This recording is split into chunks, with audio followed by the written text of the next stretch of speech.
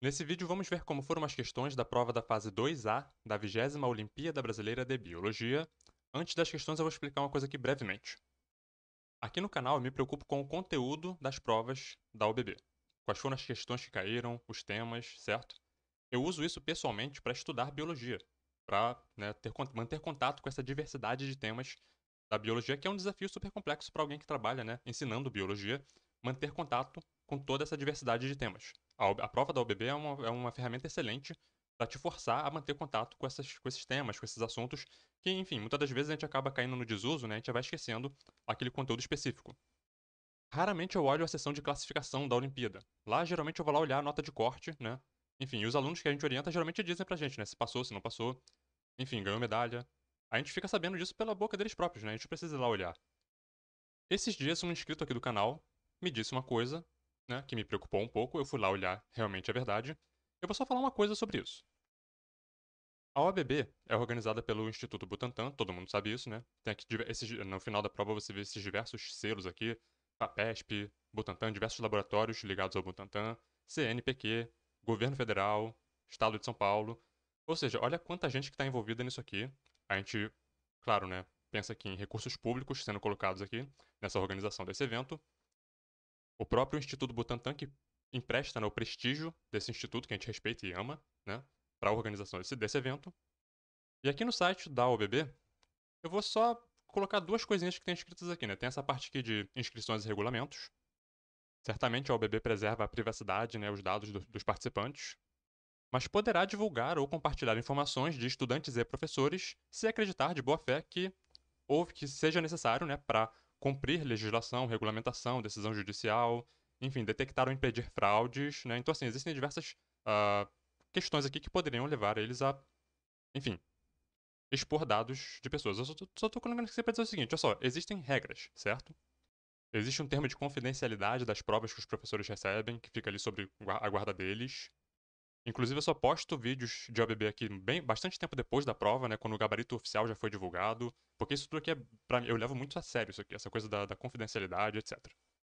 E em caso de constatações de erros, adulterações, fraudes por má-fé, os estudantes vinculados e o professor serão eliminados. Então, assim, existem regras e regulamentos que, inclusive, preveem, né, fraudes, adulterações e as sanções que os participantes, enfim, sofreriam em relação a isso. Inclusive, ficando os estudantes, né, proibidos de participar das próximas 5 edições da UBB, o que para um aluno de terceiro ano não importa muito, né, mas professor e escola poderão responder civil e criminalmente, caso haja ali alguma adulteração, alguma fraude, enfim.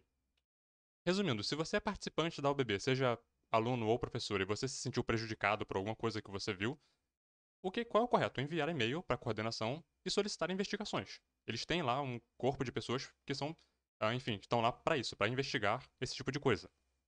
E cabe à coordenação investigar e punir pessoas que tenham, enfim, recorrido a algum tipo de comportamento, né, ilícito, justamente para manter o prestígio da competição, para que as pessoas se sintam realmente estimuladas a participar. Porque do contrário vira uma coisa, vira uma bagunça, né? A trapaça sempre vai existir, a malandragem, né? Enfim, a gente sabe como é que é. Até lá o pessoal que fica lá na pracinha jogando dominó, sempre tem um que leva lá a peça no bolso, né? Enfim, a gente sabe como é que é isso. Mas que a gente tem que confiar que vai existir a investigação e que possíveis pessoas que tenham feito alguma coisa serão punidas e eliminadas. Enfim, não vou me aprofundar muito no assunto, eu acho que quem tá acompanhando aí deve entender, né, o que eu tô tentando dizer aqui.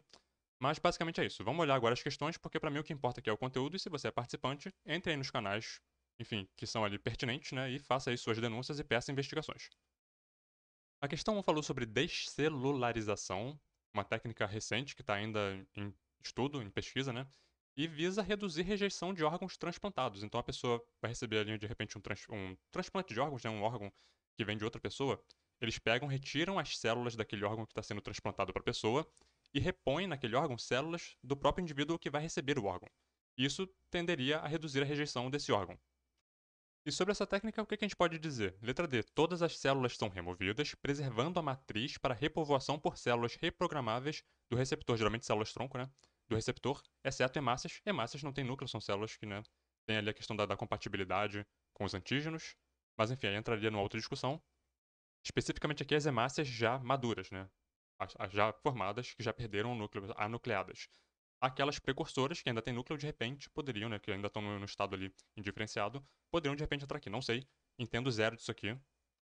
Portanto, vou colocar aí na descrição um link para um texto e também para esse vídeo aqui, da Universidade Federal do Rio Grande do Sul, um videozinho de 5 minutos que explica bem a técnica, né? E dá alguns detalhes interessantes. Quem quiser saber um pouquinho mais, clica aí no link que eu vou colocar na descrição. Mas a ideia central é essa, é uma técnica que visa reduzir a rejeição de órgãos transplantados. Questão 2 falou sobre o termo fake net, fake neti, enfim, que critica aqueles que afirmam obter hipertrofia muscular exclusivamente por métodos naturais, mas recorrem ao uso de substâncias anabolizantes, por exemplo, o suco como Durateston. Como eu sou um rato de academia, eu entendo tudo isso aqui, mentira. Nunca pisei numa academia na minha vida. Essa mistura de ésteres de testosterona pode aumentar a massa muscular e a força, mas seu uso indevido e sem aconselhamento pode potencializar efeitos adversos como calvície, acne, problemas cardíacos, impotência sexual, enfim, etc. Temos aqui a molécula de testosterona, um hormônio esteroide, derivado do colesterol. Portanto, assinale a alternativa que corretamente disserta sobre o efeito hipertrófico da droga e sobre o metabolismo da testosterona. Bom, no caso, ela aumentaria a síntese proteica e o volume celular. A testosterona é um hormônio anabólico, né? O colesterol é o precursor natural da testosterona. Sim, é um hormônio esteroide derivado do colesterol que tem efeito anabólico. Portanto, sim, crescimento da massa muscular, etc. Para quem quer se aprofundar em sistema endócrino, né? O site do Manual MSD é ótimo, ele é super prático, tem muita informação. Às vezes, né, quem não tem muita familiaridade com livros, consegue aí, muitas das vezes, nesse site aqui, pegar muita informação, e informação, assim, correta, pertinente, escrita por especialistas, né? Então aqui, uma página Endocrinologia Reprodutiva Masculina. Vai falar tudo sobre testosterona aqui. Olha só que beleza, o hipotálamo produz o hormônio liberador de gonadotropina, seu alvo, as glândulas hipófise, respondem aos pulsos, né, desse hormônio, correspondente, enfim, produzindo ali hormônio luteinizante, o LH, e um hormônio folículo estimulante, o FSH. Enfim, no final das contas ali produzindo testosterona. Olha só que legal, né? Quanta informação legal que a pessoa pode usar aí pra fazer uma tabelinha, né? Glândula tal ativou, liberou tal hormônio que agiu em tal lugar. Sabe, faça uma tabelinha, quem tem dificuldade com esse assunto aqui, né? Faz uma tabelinha pegando assim, a glândula tal produziu tal hormônio, liberou, agiu em tal lugar, foi tal o efeito. Isso é super, enfim, prático e eficiente para você estudar esse tema aqui, que é um tema complexo. Células de Leydig lá nos testículos respondem ao LH, o hormônio luteinizante, produzindo testosterona. Super importante isso aqui. Testosterona, como eu disse, sintetizada a partir do colesterol, que é a molécula precursora dos hormônios sexuais, né? Da testosterona, do estrogênio. Efeitos da testosterona: estimular anabolismo proteico, o crescimento do músculo, como estava lá no texto, dentre outros. Diminuição da testosterona por conta, por exemplo, do avanço da idade, né? Leva a perda de massa muscular, aumento da deposição de gordura, enfim, outros efeitos ali de disfunção erétil, perda da libido. Isso tudo aqui, né, pro homem que já tá chegando ali na idade, ele começa a se preocupar com isso aqui, de repente tem que fazer uma reposição hormonal. Questão 3 falou aqui sobre o filme Léo. Tem um Tuatara que atingiu 74 anos de idade e descobre que a expectativa de vida da espécie dele é 75 anos, ou seja, ele tem só mais um ano de vida, de acordo com a expectativa, né? Então escolha a alternativa que melhor articula os fatores envolvidos na determinação da longevidade nos seres vivos. Gabarito letra D, a longevidade é um traço complexo influenciado pela interação dinâmica entre genética, ambiente e comportamento. Isso a gente entende até meio que intuitivamente, né? A gente tem um prazo de validade que a natureza determina. Um ser humano raramente vive até muito depois dos 100 anos. Existem os casos ali raros, né, de pessoas que passam dos 100 anos, mas raramente você chega lá, inclusive. Agora, o comportamento pode fazer você viver muito menos que isso, né? Você pode ter um comportamento, de repente, de querer praticar esportes radicais, se expor enfim, situações, né, arriscadas e acabar morrendo ali com 20 e poucos anos, 30 anos, que é precoce para um ser humano. Então, certamente existem os fatores genéticos, o ambiente, a pessoa que de repente mora, por exemplo, num lugar violento, né, que está exposto ali à violência urbana, e a questão do comportamento, né, a sua dieta, o que você come, se você pratica esportes, tudo isso determina se você vai viver mais ou menos. É da escolha de cada um, né? Tirando a questão ali do ambiente, que você não tem muita, você não pode optar se você vai ser ou não, por exemplo, assassinado por alguém, mas o comportamento você pode muitas das vezes prever e modificar para ter mais longevidade. Mas chega uma hora que você vai morrer, não adianta, né, não vai viver para sempre. Questão 4 falou sobre o Ozempic, que contém o princípio ativo semaglutida, originalmente para tratar diabetes tipo 2, mas aí o pessoal da obesidade viu que tinha ali um componente que poderia ajudar também na obesidade. Ele mimetiza o hormônio GLP-1, que é Glucagon-like Protein, se não me engano, regula, né, o metabolismo energético, regula a homeostase da glicose, regula a fome e saciedade, então aquela sensação de saciedade que levaria você a comer menos, né? Então, com base nesse mecanismo de ação da semaglutida, qual das seguintes afirmativas explica seu efeito no controle da obesidade?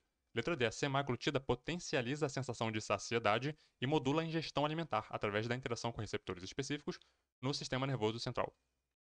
Na verdade, isso aqui foi uma questão difícil, né? Complicadinha. A letra A, por exemplo, fala que ela aumenta diretamente a oxidação de ácidos graxos no fígado, reduzindo a gordura, né? Ela vai aumentar a sensação de saciedade da pessoa e a pessoa vai comer menos. Ao comer menos, a pessoa vai utilizar mais as reservas. Então, não é diretamente, né? Até isso aqui até acontece, mas não diretamente. Ela não vai atuar diretamente nesse processo. Letra B falou de modificação de microbiota intestinal. Isso aqui seria um antibiótico? Claro que não, né? Ou ao contrário, aqueles probióticos, né? Mas aí, enfim, não teve nada no texto que indicava que iria ter relação com microbiota intestinal. A questão fala especificamente sobre semaglutida, né? Seria muito fácil eu pegar aqui um texto sobre semaglutida e colocar na descrição, mas eu acho que é mais importante para quem está se preparando para a prova se ambientar no tema. Como assim se ambientar? É entender sobre o que, qual é o problema em primeiro lugar, né? Onde é que essa droga age? A gente está falando aqui de questões envolvendo fisiologia do trato gastrointestinal e também do metabolismo. Então, as unidades 12, né, e 13 do Gitton Hall tratam especificamente sobre esses temas. Acho interessante, né, que quem está se preparando aí para uma próxima edição dê uma olhada, né, nessas unidades, dê uma lida mais aprofundada nos capítulos. É um tema super amplo, muita coisa, tem que realmente assim separar um tempo para ler capítulo por capítulo. E enfim, pelo menos para a pessoa se ambientar, né? E essa indicação que eu vou fazer agora é um a mais, é um plus, né, para quem tá realmente querendo montar o quebra-cabeça certinho, fechar as pontas soltas. Capítulo 16 do BER, motivação, comportamento, né? Motivação. Aqui nesse capítulo eles vão falar, por exemplo, sobre regulação do comportamento alimentar, vai falar aqui sobre diversos neurotransmissores, né, que vão estar ali envolvidos, aqui leptina, né, vai falar sobre, enfim, alguns peptídeos, grelina, né, colecistocinina, insulina. É um capítulo também importante que fala sobre também questão de alimentação, né? Aqui mais focado na neurociência da coisa, lá no Gitton Hall mais o aspecto metabólico e fisiológico, e aqui no aspecto da neurociência. Uma vez que a gente viu que tinha lá um efeito no sistema nervoso central. Então é legal também dar uma lida num livro de neurociência. Questão 5 falou sobre complexo motor flagelar de uma bactéria, uma célula procarionte, né, que utiliza um fluxo de prótons para realizar o movimento. O sistema é um exemplo de conversão de energia química em energia cinética, por ali um bombeamento de prótons, né, semelhante a outras funções de células em seres vivos. Então aqui a figura, né, do flagelo bacteriano que eles tiraram lá do Alberts, vamos dar uma olhada depois no capítulo. Sobre o aspecto evolutivo do flagelo bacteriano, assinale a alternativa correta. Gabarito letra B, semelhança estrutural e funcional entre as proteínas do motor flagelar bacteriano e a ATP sintase, lembra da ATP sintase? Sugere ancestralidade comum. Qual é o mecanismo aqui? Essa bomba de prótons, né? Essa passagem de prótons por um local, gerando ali energia, produzindo algum tipo de energia que vai abastecer algum processo metabólico, algum processo celular. Essa ideia de utilizar uma corrente de prótons para abastecer energia é um processo que requer energia, né? Produção de energia para algum processo, sugere ali que exista, né? Um tema comum da evolução nesses processos. Uma coisa que eles exploraram bastante aqui nas alternativas incorretas foi a questão do citoesqueleto, né? Os microtúbulos que no flagelo procariótico não existem, não estão ausentes, né? Apenas nas projeções celulares eucarióticas é que você vai ter ali, por exemplo, como eles colocaram aqui os filopódios, né? Que são projeções celulares eucarióticas que têm, sim, microtúbulos ali participando da projeção. Nos procarióticos não teria isso, então eles exploraram bastante isso nas incorretas.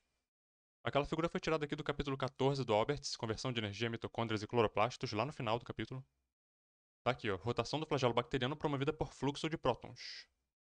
Outra diferença importante é a diferença dos cílios eucarióticos, né, e o flagelo bacteriano, a forma como eles se movem, né? Os eucarióticos ondulam, enquanto que o flagelo bacteriano ele gira como se fosse uma hélice mesmo.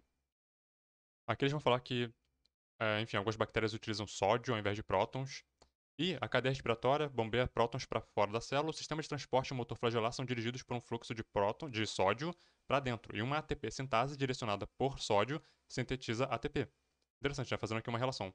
A existência de tais tipos de bactérias demonstra um ponto crítico. O princípio da quimiosmose é mais fundamental do que a própria força protomotriz, que geralmente ela está embasada, só para fazer essa discussão, né? Colocando ali essa relação de uma síntese de ATP, né, para uma ATP sintase, aqui em algumas bactérias, né, movido ali por sódio, com a ATP sintase que a gente está acostumado a estudar lá no metabolismo, né, na produção de ATP, respiração aeróbica, e que quem realiza são as mitocôndrias, né, uma organela que presumivelmente vem ali de um processo evolutivo de endossimbiose, ou seja, uma célula procariótica que eventualmente entra na célula eucariótica e vira ali uma organela. Portanto, a gente nota que existe aqui uma coisa evolutiva, né, que liga uma coisa com a outra.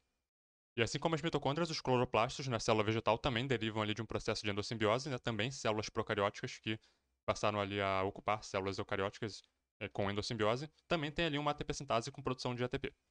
Ou seja, fica difícil dizer que foi coincidência, né? Questão 6 falou sobre epigenética. Pesquisadores estão cada vez mais interessados em compreender como fatores ambientais podem alterar a expressão gênica sem modificar a sequência do DNA. Com base em um entendimento teórico, qual dos seguintes experimentos forneceria a análise mais direta e abrangente das influências ambientais sobre a expressão gênica através das alterações epigenéticas? Então, análise mais direta e abrangente. Como eles colocaram mais direta e abrangente, a letra C acabou sendo o gabarito, né? Mapeamento de sítios de metilação do DNA, que é onde ocorre muita alteração epigenética, né? Sem alteração da sequência de nucleotídeos, apenas modificação conformacional nesses nucleotídeos, né? Que é a metilação, em genomas completos após a exposição a diferentes dietas. Essa coisa aqui dos genomas completos é que tornou ela mais abrangente para essa pesquisa. Repara que a letra A colocou genes de promotores de crescimento, o que já limitou o escopo de pesquisa. A B falou de localização de fatores de transcrição, resposta à variação térmica. Aqui nesse caso, como eles estão olhando fatores de transcrição, já não seria direto, né? Seria indireto. Aqui, na letra C, quando eles colocam metilação do DNA, direto. Quando ele coloca genoma completo, abrangente. A D falou sobre genes do ciclo circadiano, de novo limitando o escopo. Enfim, a ideia mais ou menos era essa. As incorretas sempre estavam atacando ou a questão do direto ou do abrangente. A questão 7, a função dela é fazer você se desesperar, chorar, enfim, ficar com medo. E realmente ela consegue isso muitas das vezes. O tema é aquela coisa, né, da cinética enzimática, cinética de Michaelis-Menten, que a gente já discutiu aqui em provas anteriores, é um tema bem comum, bem recorrente nas provas. Só que eles trouxeram aqui um gráfico com a análise de Lineweaver-Burke, que é um gráfico que nunca caiu antes, certo? É um gráfico, inclusive, assim, bem raro da gente ver isso aqui em provas, e pouca gente tem realmente contato com isso aqui. Quando você chegar numa questão que nessa aqui, não se desespere, busque os elementos que tem nela. Eu sei que é difícil, né? Mas, olha só, eles falaram que estavam estudando aqui um novo inibidor, portanto existe inibição acontecendo, ok? Falaram da cinética de Michaelis-Menten, aí a pessoa que já estudou o assunto, e recomendo que estudem, sabe mais ou menos o que está os tipos de inibidor, né? Inibição competitiva, não competitiva. Eles trazem um gráfico que é um gráfico super complicado, realmente, né? Com diversas fórmulas complexas. E aqui na legenda eles colocam um gráfico ilustrando o processo de inibição competitiva.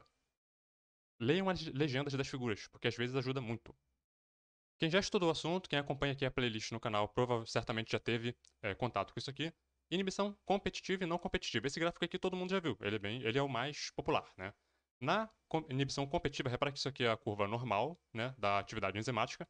Na inibição competitiva, a velocidade máxima não altera.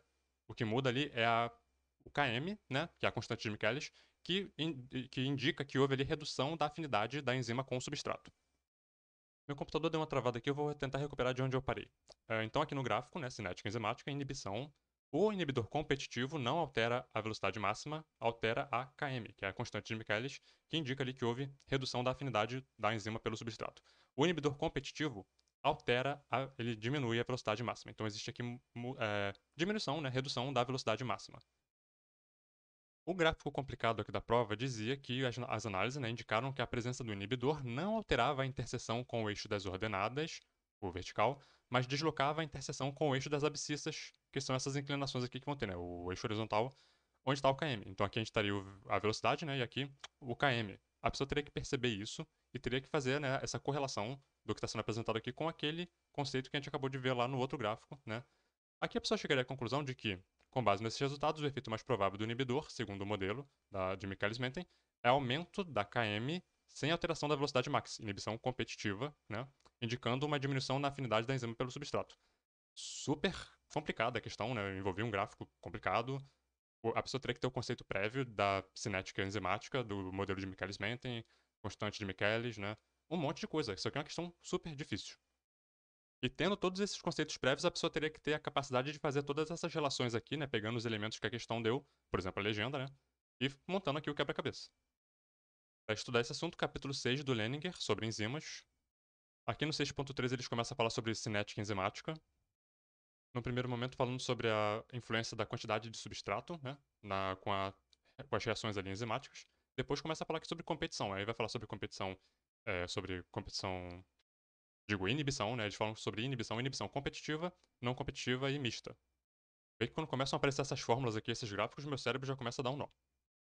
E tem esse quadro aqui, né? Falando aqui sobre testes, né? Para determinar o mecanismo de inibição. E aqui a gente tem os três gráficos. Um de inibição competitiva, que é aquele que estava lá na prova. Um de inibição não competitiva e um de inibição mista.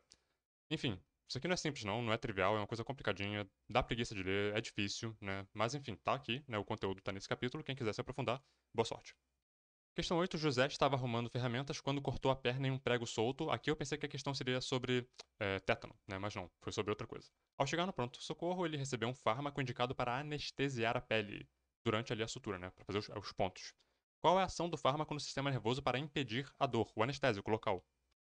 Esse anestésico ele age bloqueando a abertura de canais de sódio dependente de voltagem, os impulsos nervosos não conseguem atravessar a região bloqueada e assim o sinal não avança e a pessoa não sente dor. Vou mostrar aqui o tutorial de anestesia da semana. Na página 2, mecanismo de ação dos anestésicos locais. Os anestésicos locais bloqueiam a ação de canais iônicos na membrana celular neuronal, impedindo a neurotransmissão do potencial de ação. A forma ionizada do anestésico liga-se de modo específico a canais de sódio, inativando-os e impedindo a propagação da despolarização celular, como a gente viu lá na questão. Então tá certinho. Aqui uma figura ilustrando o que foi dito, né? Enfim, um anestésico bloqueando ali o canal de sódio, né? Impedindo a abertura dele, portanto não permitindo que a propagação do potencial de ação que levaria a pessoa a ter a percepção, a sensação de dor. E alguém pode pensar, nossa, seria muito bom se a gente pudesse bloquear todos os nossos canais de sódio e nunca mais sentir dor, né? Viver constantemente anestesiado e nunca mais sentir dor. Na verdade, não. Seria uma porcaria, seria muito ruim. A dor, além. Não vou nem entrar na questão aqui dos potenciais de ação que são fundamentais para o funcionamento do sistema nervoso de uma maneira geral, mas a sensação de dor ela é super importante. Ela te dá percepção de perigo, de coisas que você não quer que aconteça com você, e isso te leva a não se expor a comportamentos que te levariam a sentir dor. Então, assim, sentir dor é importante, né? Evolutivamente falando, nos ajuda a sobreviver mais. Enfim, só uma questãozinha aqui pra gente refletir um pouco. Agora, quando for arrancar um dente, eu prefiro tomar anestesia, obviamente. Questão 9 falou aqui sobre bactérias resistentes a antibióticos, né? Ela fala aqui sobre a questão dos peptídeos antimicrobianos, que são uma alternativa aí interessante, né? Para lidar com essa coisa aqui da resistência aos antibióticos. Uma estratégia promissora. Produzidos por uma variedade de organismos procarióticos e eucarióticos, incluindo micro-organismos, plantas, animais, invertebrados e vertebrados. De todos eles você poderia tirar ali peptídeos antimicrobianos para usar nessas terapias. Daí eles trazem pra gente uma tabelinha com o percentual de suscetibilidade de Staphylococcus aureus e Escherichia coli, isolados a partir de amostra de sangue e urina em cães, frente a peptídeos antimicrobianos. E aqui tem aqui os resultados, né, de como cada um deles respondeu no sangue e na urina. E aí a pessoa teria que ir analisando os dados, decidir, né, perceber qual deles seria mais indicado no tratamento com droga única nesse cão, né, que tem ali essa infecção, tanto por Staphylococcus aureus como por Escherichia coli. Qual desses peptídeos, então, o A, B, C, D ou E, seria o mais indicado para o tratamento dele, tanto para a infecção urinária quanto no sangue? E aqui aconteceu uma coisa engraçada. Eu acho que eu interpretei essa questão errada. Porque eu achei que a gente teria que procurar aqui os menores valores. Quando eu falou de suscetibilidade, eu pensei, tá, então tem que ser aqui o que teve os menores valores, as menores porcentagens de titulação. Eu pensei que tinha a ver com titulação do micro-organismo no sangue ou na urina. Eu fui de B, que era onde os dois valores tinham ali abaixo de 50%. Eu falei, deve ser o B. Mas, de acordo com o gabarito, é o peptídeo A, onde ambos os valores foram altos. Então, eu acho que eu interpretei ao contrário. Eu acho que a suscetibilidade teria que buscar aqui qual peptídeo teve os maiores valores de suscetibilidade tanto no sangue quanto na urina. Então o Gabrito foi letra A. Eu interpretei errado, confundi, errei a questão. Acredito que talvez muitas pessoas tenham ido nessa mesma lógica que eu. Enfim, não tem como discutir isso aqui porque eu acho que eu não entendi mesmo a metodologia, né? Enfim. Questão 10 falou sobre glicólise, parte ali do metabolismo anaeróbico, né? Que gera ali ATP, produz também a partir da glicose piruvatos, que vão para a mitocôndria e ciclo de Krebs, né? Acetil-CoA, vai abastecer a cadeia respiratória para formar no final das contas ATP. A glicólise também gera ATP, só que ele tem um saldo, né, local ali, naquela parte preliminar ali do metabolismo. A fermentação, que é o metabolismo anaeróbico, produz muito menos ATP do que o metabolismo aeróbico, né? E é essencialmente uma glicólise. Então, a respeito da glicólise, a gente pode dizer que, ao ser internalizada, a glicose é imediatamente fosforilada, vira glicose 6-fosfato, primeira fase ali da glicólise, né? Para que ela não possa voltar pela membrana plasmática, né, e perder essa glicose. Ao ser fosfatada, ela não consegue mais transpor, passar pela membrana e fica ali retida dentro da célula e vai seguir ali a via metabólica da glicólise, provavelmente, para no final das contas produzir ATP e os intermediários que vão seguir ali para o metabolismo aeróbico nas mitocôndrias. Peguei essa imagem aqui na internet só para ilustrar, né, a primeira fase aqui, a fase de preparação da glicólise, onde a glicose entra na célula e na primeira fase logo vira glicose 6-fosfato com um gasto de ATP, ou seja, na primeira fase na primeira etapa, né, da glicólise, existe gasto de ATP. A glicólise vai ter essa primeira parte dela, onde investe-se ATP para formar ali gliceraldeído, né? E depois da segunda parte vai ter o quê? O rendimento do ATP, que fica com saldo positivo, né? Ela vai gastar 2 ATP, vai produzir 4, o saldo positivo, o saldo no final fica positivo, 2 ATP formado. Vou chamar a atenção para uma coisa que eu vi no gabarito aqui oficial da OBB. Na 10 eles colocaram assim, a membrana plasmática, né, normalmente não possui transportadores de açúcares fosforilados, por isso que a glicose passa pelos glúteos, né, pelos transportadores de glicose, mas a glicose 6-fosfatada não. A fase preparatória da glicólise ocorre no citoplasma, certíssimo. A glicólise, de maneira geral, ocorre no citoplasma, né?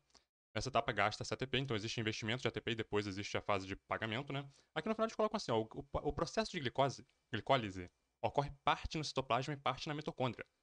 E assim, eu tive que procurar de onde é que eles tiraram isso aqui, porque isso aqui me deixou, né? Eu falei assim, nossa, talvez eu venha agora aprender alguma coisa nova com a OBB.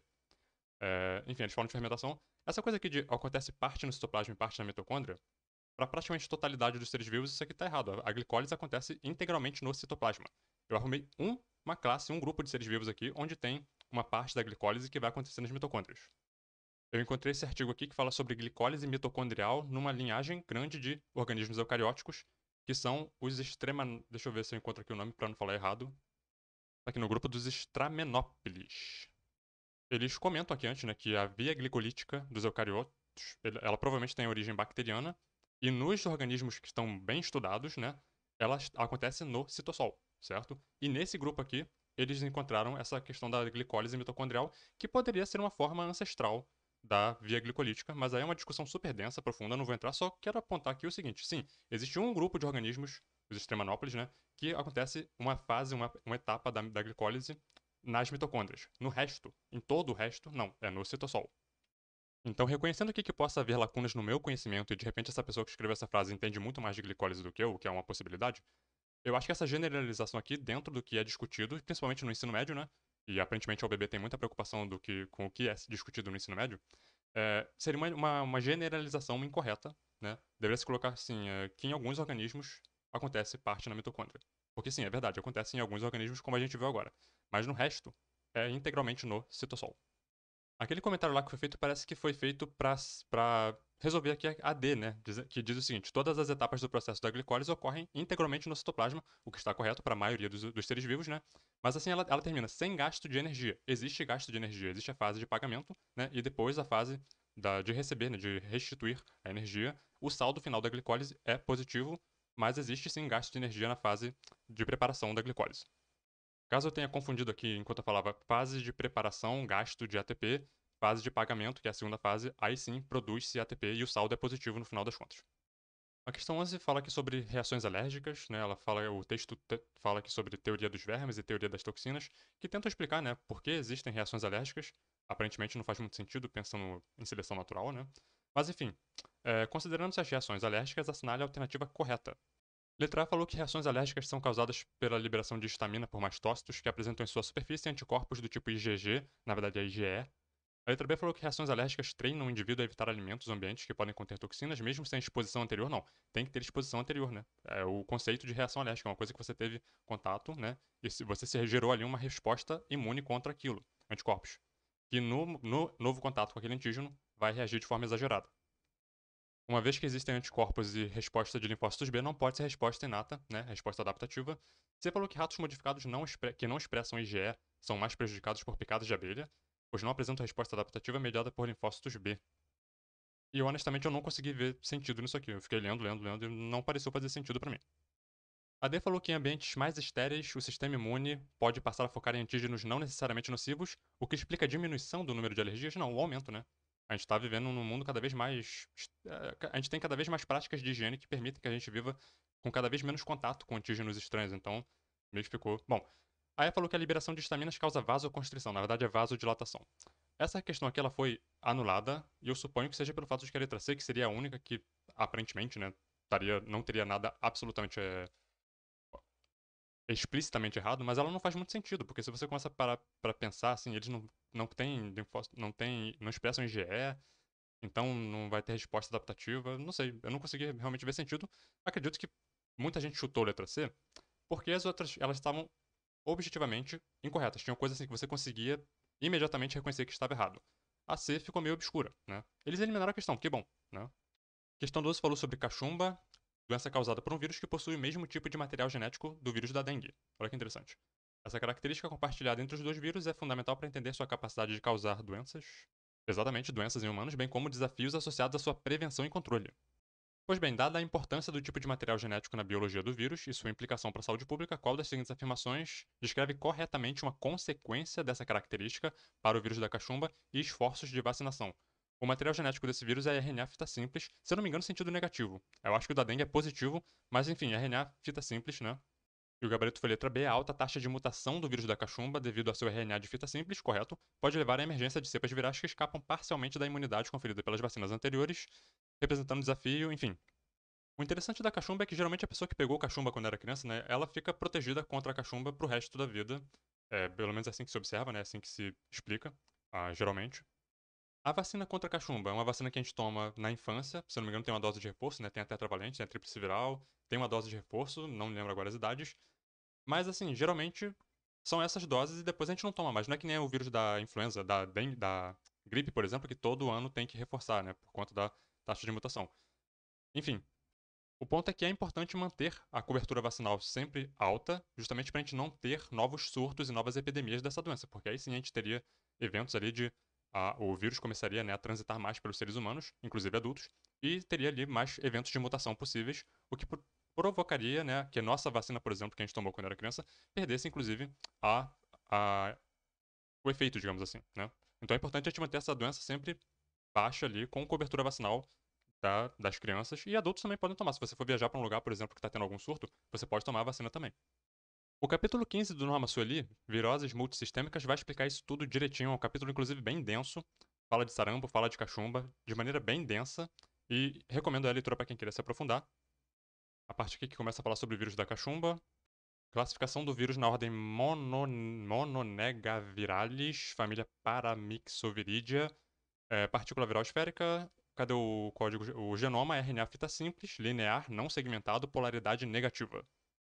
Tá aqui uma ilustração, né, representação esquemática do vírus da cachumba. Tem aqui o envelope, né, tem aqui as proteínas de superfície, hemaglutininas, neuraminases, o RNA ali no meio, o genoma, né. Transmissão da cachumba. Secreções respiratórias, espirro, tosse. E sobre as vacinas, a cachumba pode ser eficientemente prevenida com vacinas de vírus atenuado, tem a tríplice viral e a tetravalente. Essas duas a gente toma durante a infância, né? Estão no esquema vacinal obrigatório no Brasil. A letra C falou que a cachumba e a dengue têm sintomas semelhantes, incluindo febre hemorrágica. Não, a cachumba, pelo que eu vi no livro, não, e enfim, de maneira geral, não provoca febre hemorrágica. Provoca febre, mas não do tipo hemorrágica. E a 13 trouxe aqui a famosa classificação de Baltimore, que eu sempre recomendo que estudem, né, no estudo da virologia básica, estudar essa classificação de Baltimore. Então aqui a gente tinha a letra A, febre amarela, flavivírus, né, classe 4, vírus de RNA fita simples, positivo, até aqui correto, transmitido por Aedes aegypti. O vírus pode ser diretamente traduzido no citoplasma pelos ribossomos da célula. Correto, tudo correto aqui na letra A. A B falou de malária, que não é provocada por um vírus, né, o Plasmodium. A C falou de dengue, mas colocou a dengue, que também é provocada por um flavivírus, vírus da dengue, na classe 2, vírus de DNA, tá errado. D falou de leishmaniose, também não é provocada por um vírus, né, leishmania. E a letra E falou sobre Zika, que também falou de Zika, que também é da mesma turma ali da dengue, né? Colocou aqui também como vírus de DNA, o que tá errado. Tanto dengue quanto Zika são vírus de RNA, e da febre amarela também. No Norma Sueli tem esse quadro, dá pra achar na internet também, né? Tá aqui as classes, classe 1, DNA fita dupla, 2, DNA de fita simples. Aqui a classe 4, ó, RNA de fita simples, polaridade positiva, certo? 14, Prêmio Nobel de Fisiologia no ano passado destacou o papel dos Toll-like receptors e sua importância no desenvolvimento de vacinas de RNA mensageiro contra a Covid. Nesse contexto, qual das seguintes afirmações é correta sobre as vacinas de RNA mensageiro e sua relação com Toll-like receptors? Gabarito letra E, substituição de uracila normal por uma modificada inibe o reconhecimento pelos Toll-like receptors, facilitando a síntese proteica sem ativar resposta imune inata. Questão super complicada porque assim não teve nenhum texto para embasar, né, para dar algum elemento para a pessoa resolver. O participante tinha que realmente entender a relação de vacinas de RNA mensageiro com os Toll-like receptors, o que não é uma coisa trivial, é uma coisa super específica. Enfim, aqui no site do Nobel Prize eles explicam todos os prêmios, né, explicam assim a razão pelo que as pessoas ganharam um determinado prêmio. Eles vão contar aqui a historinha, né, sobre as vacinas, né, antes e depois da pandemia. E basicamente a ideia aqui, resumindo muito, muito mesmo, quem quiser eu vou botar o link aqui para ler um pouquinho mais. Vacinas de RNA com a uridina sem modificação.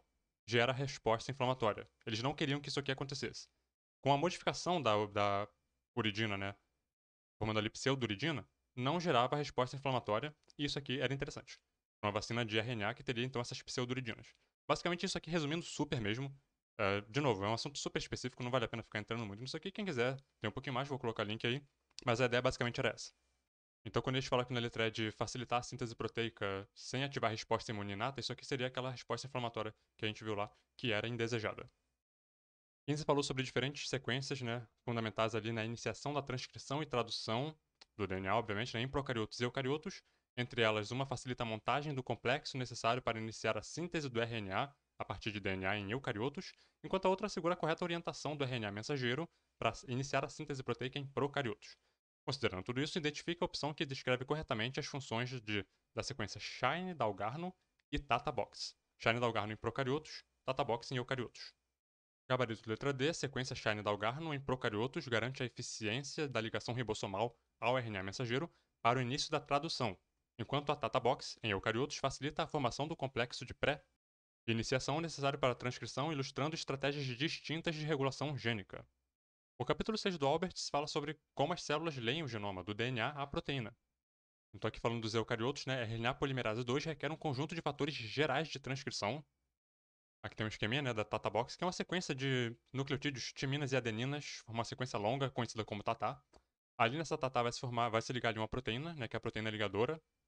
Nessa proteína vai se ligar, nesse complexo, né, formando ali um complexo, fator de transcrição, que aí sim vai ser reconhecido pela polimerase, e ali começa então a transcrição, né? A polimerase começa então ali a transcrever o DNA em RNA. Isso em células eucarióticas. Já nas células procarióticas, lembrando que nas procarióticas os RNAs são policistrônicos, né? No mesmo RNA você tem ali, você pode codificar diversas proteínas. Cada pontinho vermelho desse aqui é uma sequência, um sítio de ligação do ribossomo. Essa aqui é a sequência Shine-Dalgarno. Ela precede genes, né? Então, no mesmo RNA você vai ter diversos genes, policistrônico, e antes de cada gene, sendo reconhecido ali pelos ribossomos, tem ali a sequência Shine-Dalgarno. Enfim. 16 falou sobre o uso da tecnologia CRISPR no tratamento de anemia falciforme.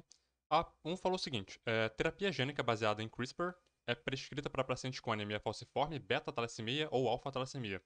Tem muitos estudos, né, sobre beta-talassemia, acredito que haja inclusive recomendação. Agora, alfa-talassemia, pelo que eu percebi na literatura, é algo que ainda não está muito bem estabelecido porque ela é um pouco mais complexa do que a beta-talassemia, tem mais genes envolvidos em mais de um cromossomos. É um pouco mais complicado, então assim, eu não consigo bater o martelo aqui e dizer não existe, mas aparentemente ela é mais complexa que a beta-talassemia, portanto, a princípio, não teria então ainda essa tecnologia sendo aí prescrita para pacientes. Acredito que esse seja o caso, portanto, a 1 estaria errada. A 2 disse que o tratamento envolve retirada de células tronco da medula óssea do próprio paciente. Ok, né? Sim, tem que ser do próprio paciente. As células indiferenciadas da medula podem ser utilizadas ali no tratamento. 3 disse que no laboratório o CRISPR faz cortes precisos no DNA das células tronco. Sim, cortes precisos, utilizando sondas específicas, né? Para fazer o corte lá com precisão. Percebeu que se você não estudou ainda a tecnologia CRISPR, é bom estudar, né? Pega aí, eu já recomendei vários textos ao longo da playlist aí. Se atualize. 4. A terapia CRISPR envolve a infusão de células modificadas de volta no organismo do paciente. Correto, exatamente isso. Eles tiram células, enfim, recortam ali, né? Editam o DNA, silenciando algum gene que esteja causando problema, por exemplo. E, enfim, esse seria então o tema da terapia. E a 5 disse que o objetivo da terapia é ativar genes defeituosos. Isso faz algum sentido? Ativar genes defeituosos? Não faz o menor sentido, né? Inativar genes defeituosos? Ok. Mas, sobretudo, ativar genes que seriam importantes e que por algum motivo estão inativados, sempre no sentido de corrigir esses genes defeituosos, né?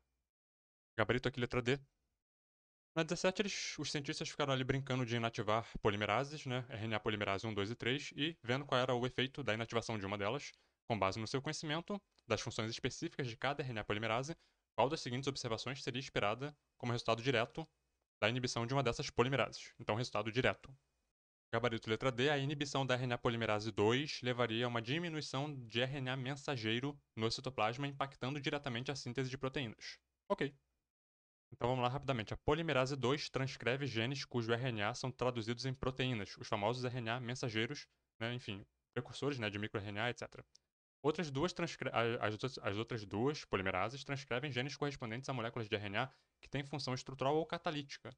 Então, por exemplo, a polimerase 1 sintetiza a molécula precursora de 3 dos 4 tipos de RNA ribossomal. Aí tem aqui os tipos, né? E a polimerase 3 sintetiza o RNA ribossomal 5S, os RNAs tradutores certo? E uma grande variedade de snRNAs. Enfim, só para mostrar aqui, né, que cada uma delas tem uma função, e aqui sintetiza RNA mensageiro é a 2. E repara como que as alternativas brincaram com isso, né? A letra A falou que a RNA polimerase 1, o silenciamento dela, né, a inativação dela, afetaria proteínas não ribossomais, como a gente acabou de ver. Ela expressa proteínas ribossomais, né, de diversas classes lá. A 2 falou que a inativação dela impediria todos os tipos de RNA, o que é um exagero, né? Ela faz o RNA mensageiro. Questão 18 trouxe aqui um esquema de divisão celular. E para a gente diferenciar mitose de meiose, geralmente a gente precisa saber a ploidia da célula, para a gente saber quanto, né, quantos cromossomos vão ter em cada célula filha, se isso significaria redução da ploidia ou não. Aqui a gente sabe que é uma célula 2n igual a 8. E está formando aqui duas células n igual a 4. Portanto, a célula diploide, né, 2n, tem 8 cromossomos, as células filhas vão ter 4. Então houve redução. Portanto, isso aqui é meiose. A separação dos cromossomos ou das cromátides na meiose, né, tanto na mitose quanto na meiose, ela ocorre na anáfase, que é onde ocorre esse movimento dos cromossomos. Aqui, para ser a anáfase da meiose 1, a gente teria que pensar que a gente teria uma célula de 8 cromossomos duplicados, dando origem a duas células com 4 cromossomos duplicados. Aqui dá a impressão de que esses cromossomos já estão. O que está sendo separado aqui são as cromátides mesmo, o que levaria a gente a pensar em anáfase da meiose 2, separação das cromátides, que é a fase ali equacional. Você já tinha uma célula com 4 cromossomos, portanto haploide, só que esses cromossomos estavam duplicados, as cromátides vão ser separadas, né? Isso então indica ali a meiose 2. Daí eu fui correr atrás da imagem original que eles usaram na questão, né? Aqui nesse site aqui, né? ByJus. E aqui a questão que eles fizeram era sobre mitose. Olha que interessante. Portanto, a gente assume aqui que a haploidia dessa célula nessa questão era n igual a 4. Está se formando aqui então duas células n igual a 4. Aqui seria uma mitose, eles queriam saber a fase, que é a anáfase, né? E o que seria essa estrutura aqui X, que são os centríolos. Então aqui a resposta seria a anáfase centríolo. Interessante, né? Só para mostrar como é que a ilustração, né, dependendo de como você modifica a haploidia, ela pode assumir um novo significado. Porque as fases, né, da mitose, as anáfases, tanto na mitose quanto na meiose, se você não souber a haploidia, às vezes é difícil, se não impossível de você saber. 19 falou que durante a progressão tumoral as células perdem características importantes para os ciclos normais. Vai falar aqui de oncogenes, né, e genes supressores de tumor, enfim, os papéis que eles desempenham, né, nesse processo. Um oncogene ativado levaria à formação de um tumor e o gene supressor seria o que estaria ali cuidando para que isso não acontecesse, inclusive levando a célula à apoptose caso necessário, como é o caso do gene P53, né? Então, os proto-oncogenes têm função de desacelerar o ciclo celular? Não, né? Eles ativados eles vão acelerar o ciclo celular, que é justamente o que é o tumor.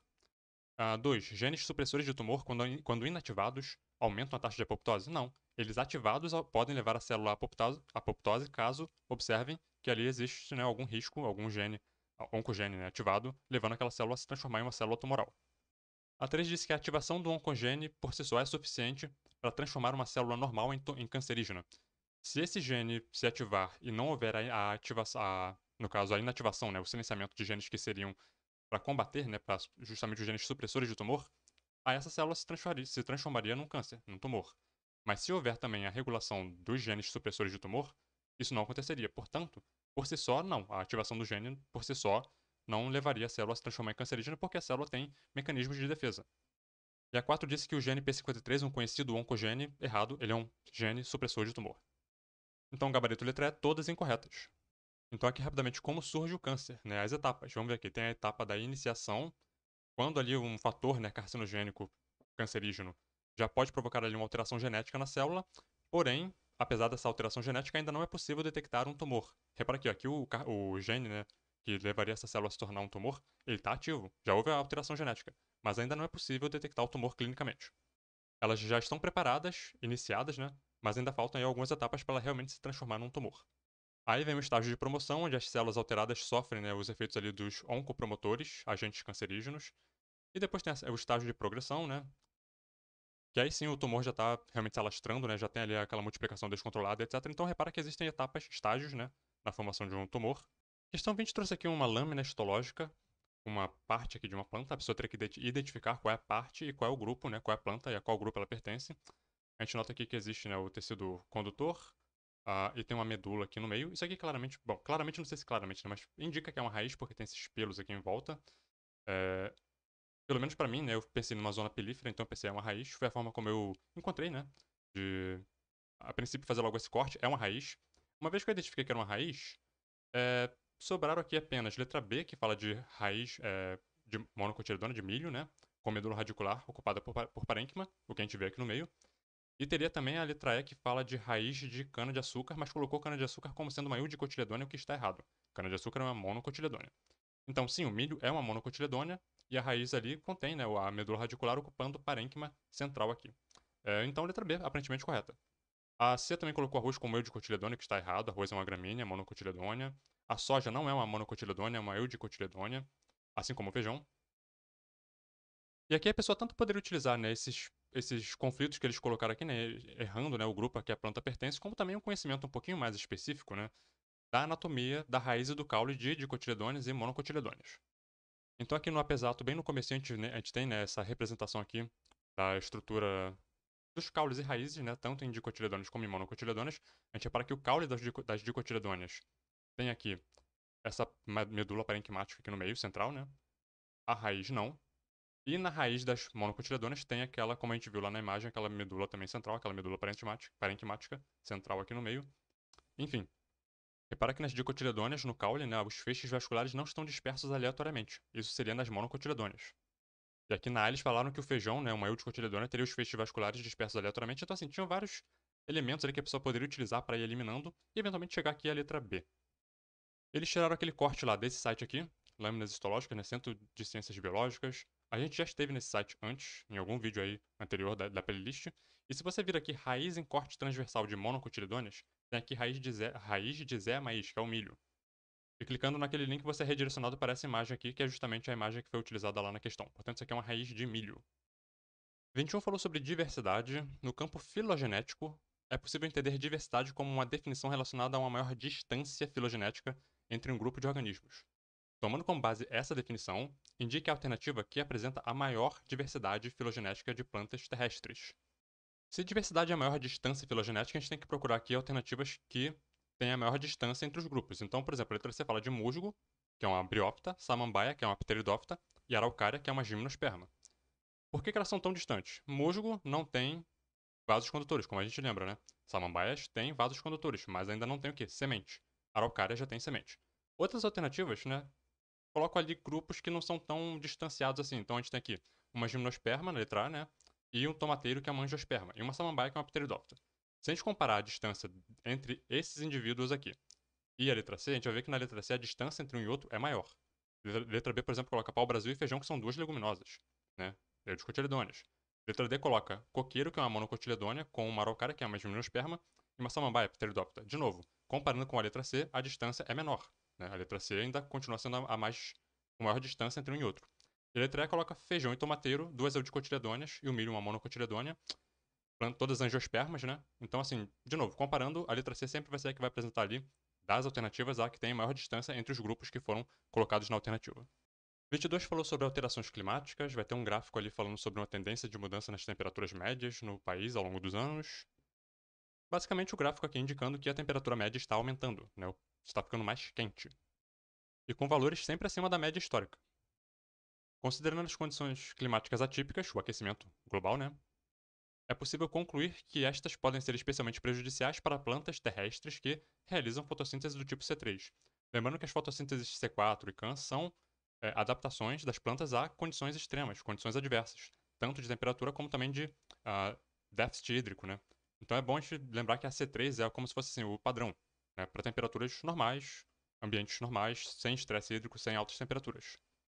Conforme a temperatura vai aumentando, a fotossíntese C3 tem ali ela não tem as plantas que fazem a fotossíntese C3 não têm adaptação para lidar com o fenômeno da fotorrespiração, certo? Que aí as plantas que se adaptaram para a fotossíntese C4 estariam bem adaptadas a isso. Portanto, num cenário de aquecimento global, as plantas C3 vão sofrer mais. B e C falam sobre cutícula e tricoma, esses dois são adaptações a também condições adversas, certo? Então, assim, as plantas que possuem isso, elas na verdade estão razoavelmente bem adaptadas a condições que venham a encarar algum aquecimento, né? A D fala sobre plantas que abrem seus estômagos à noite, isso aqui é fotossíntese CAN. E a E fala sobre sifonogamia, que é o tubo polínico, não tem nada a ver com a discussão. 23 conta aqui uma historinha, né? Um grupinho tava lá fazendo uma excursão, aí viram no meio de uma floresta lá um piano coberto de fungos. Aí, enfim, eles começaram lá a conversar sobre aquilo.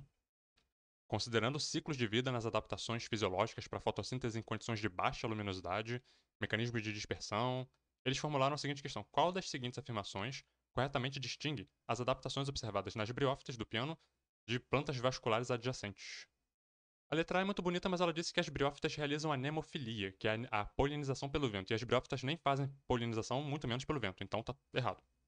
A B disse que briófitas, assim como plantas vasculares, desenvolveram um sistema de condução de seiva complexo, o que está errado, elas não têm vasos condutores nem sistema de condução de seiva complexo.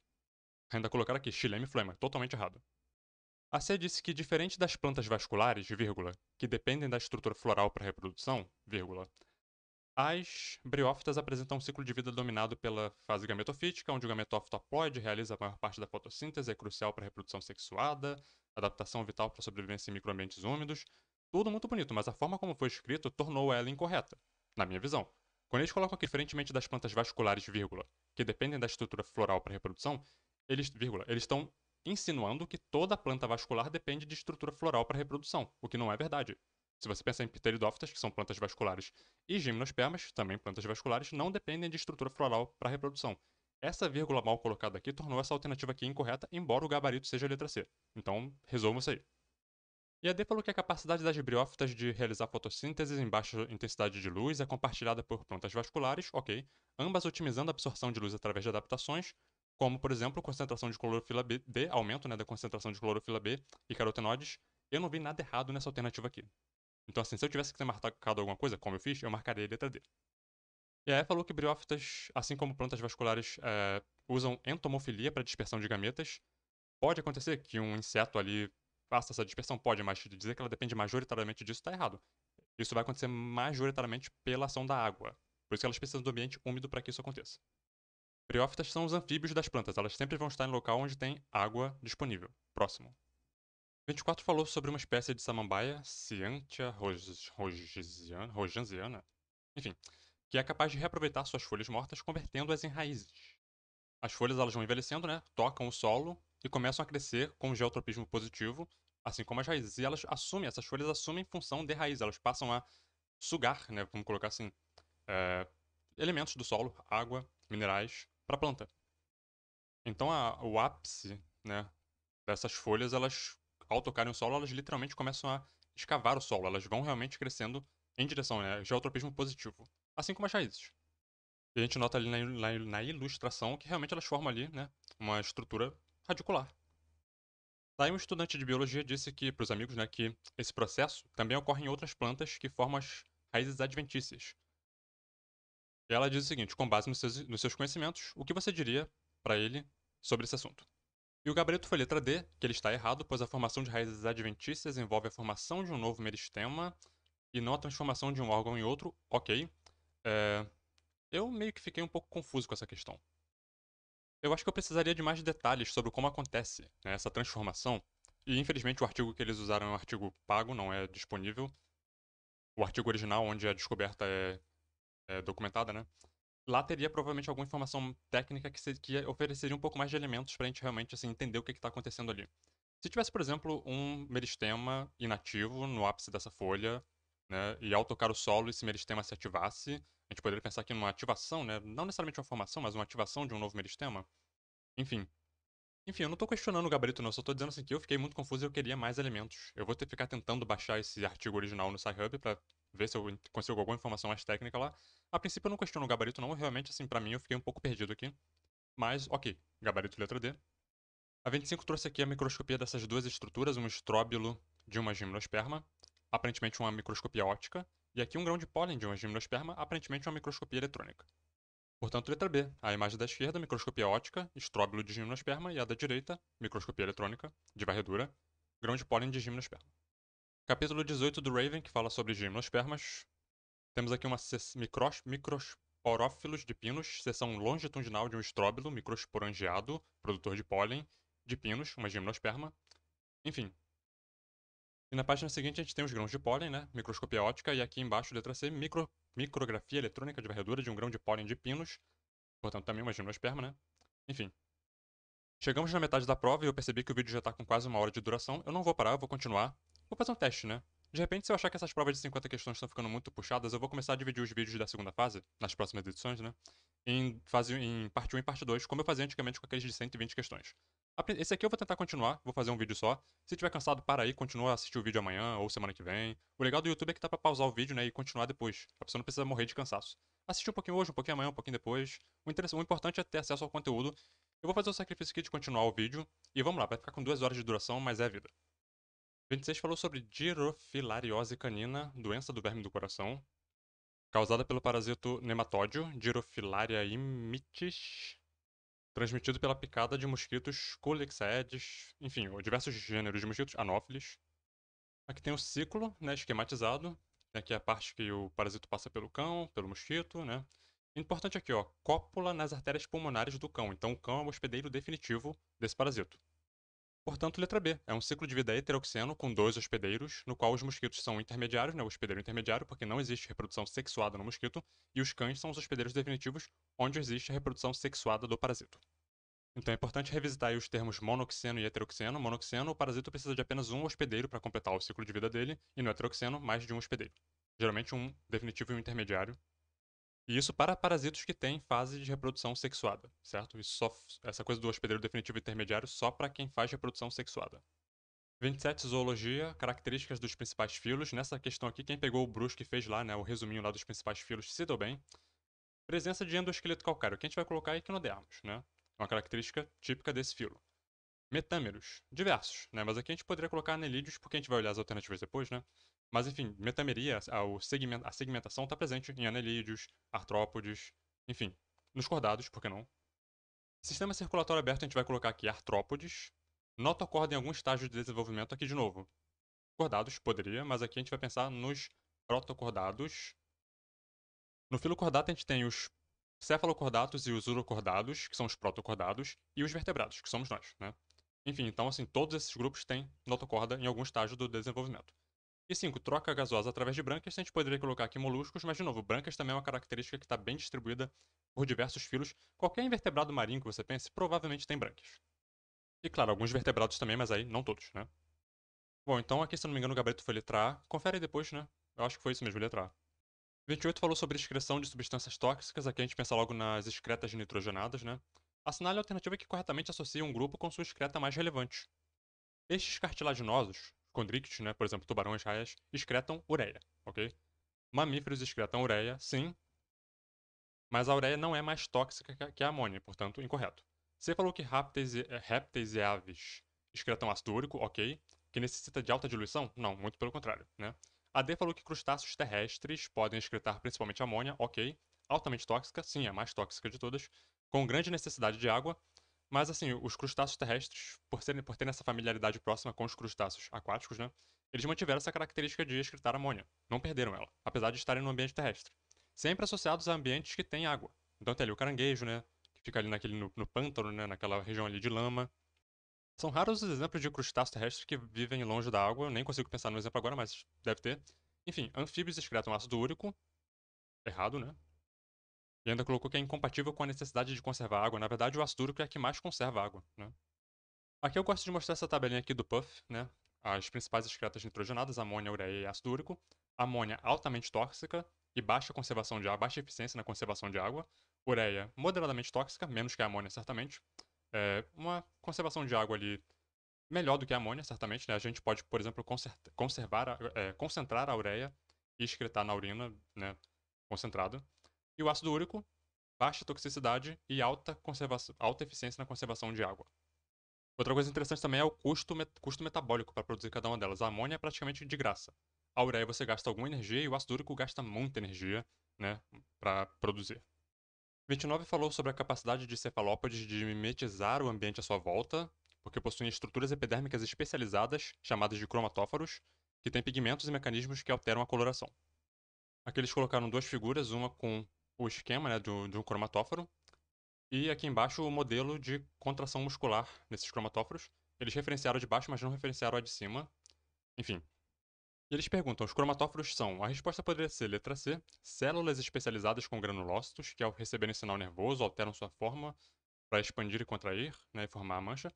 E letra D: órgãos formados por tecido epitelial nervoso, muscular e nervoso, de novo, que ao contraírem aumentam o tamanho da mancha de pigmentos. Eles aceitaram essas duas alternativas aqui. Eu vou discutir brevemente por que de fato as duas alternativas poderiam ser consideradas corretas. Para começar, eu fui seguindo as referências cruzadas e consegui chegar no artigo original que publicou, né, aquela imagem lá que eles usaram na prova, a de cima, que eles não referenciaram.